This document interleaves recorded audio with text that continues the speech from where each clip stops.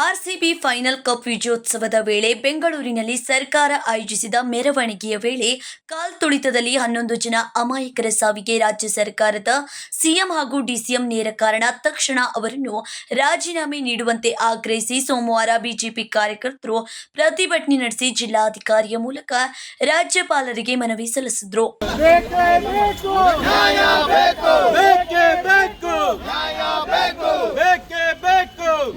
RCB ವಿಜಯೋತ್ಸವಕ್ಕೆ ಮಸಿ ಬಳಿದ ಕಾಂಗ್ರೆಸ್ ಸರ್ಕಾರಕ್ಕೆ ಗೆದ್ದವರನ್ನು ಕೊಂದ ಕಾಂಗ್ರೆಸ್ ಸರ್ಕಾರ. ಆರ್ಸಿಬಿ ಕ್ರಿಕೆಟ್ ಮ್ಯಾಚ್ ಗೆದ್ದ ಸಂಭ್ರಮಾಚರಣೆ ಕಾರ್ಯಕ್ರಮ ಕ್ಷಣ ಮಾತ್ರದಲ್ಲಿ ಸೂತಕದ ಛಾಯೆಗೆ ಕಾರಣವಾಗಿದೆ. ಚಿನ್ನಸ್ವಾಮಿ ಕ್ರೀಡಾಂಗಣದ ಹೊರಗೆ ನಡೆದ ಕಾಲ್ತುಳಿತದಲ್ಲಿ ಪ್ರೀತಿ ಪಾತ್ರರನ್ನು ಕಳೆದುಕೊಂಡ 11 ಜನರ ಕುಟುಂಬಗಳು ಕಣ್ಣೀರಲ್ಲಿ ಕೈ ತೊಳೆಯುತ್ತಿವೆ. ಈ ದುರಂತಕ್ಕೆ ಸರ್ಕಾರವೇ ನೇರ ಕಾರಣ ಎಂದು ದೂರಿದರು.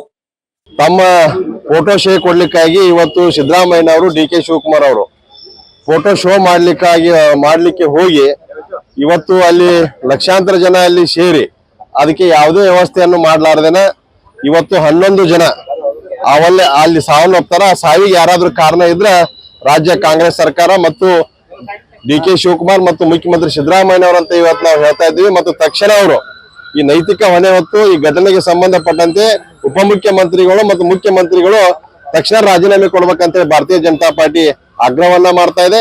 ಇವತ್ತು 11 ಜನರ ಒಂದು ಅಮಾಯಕರ ಸಾವಿಗೆ ಇವತ್ತು ಈ ಸರ್ಕಾರ ಕಾರಣವಾಗಿದೆ.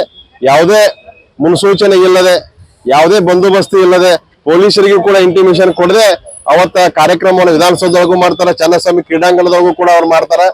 ಆ ರೀತಿ ಮಾಡಿದ್ದು ತಪ್ಪದ. ಆ ತಪ್ಪಿಗಾಗಿ 11 ಜನ ಇವತ್ತು ನಾವು ನಮ್ಮವರು ಜೀವ ಕಳ್ಕೊಂಡಂತ ಪರಿಸ್ಥಿತಿ ಇವತ್ತು ಬೆಂಗಳೂರಿನಲ್ಲಿ ನಿರ್ಮಾಣ ಆಗಿದೆ.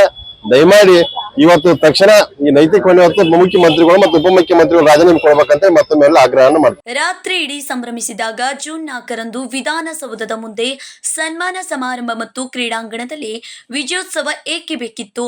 ಅಭಿಮಾನಿಗಳನ್ನು ಆಹ್ವಾನಿಸುವ ಮೊದಲು ಅಧಿಕಾರಿಗಳು ವ್ಯವಸ್ಥೆ ಮಾಡಬೇಕಿತ್ತು. ಡಿಸಿಎಂ ಡಿ.ಕೆ. ಶಿವಕುಮಾರ್ ಕ್ರೆಡಿಟ್ ತೆಗೆದುಕೊಳ್ಳುವ ಭರದಲ್ಲಿ ಈ ಅಚಾತುರ್ಯ ನಡೆದಿದೆ ಎಂದರು.